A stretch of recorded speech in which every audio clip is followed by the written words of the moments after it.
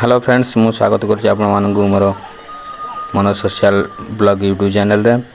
आज football game देखापी जाऊँ। बर्तमान देखिपे फील्ड उपर अच्छु जहाँकि नुआकोट ग्राम चली एक फुटबॉल टूर्नामेंट बड़ धरण फाइनल मैच खेला चलती जहाँकि भेजिटी मध्य जामरीपोशी मध्य बहुत रोमांचक मैच चलती। देखु पड़िया मध्य केमती सबू खिलाड़ी दौड़ुं डाक्तर बाबू सागर मु अच्छी बर्तमान पेनाल्टी हो स्कोर किसी हो पारा ना पेनाल्टी के जना पड़ो किए हारुची किए जितुची।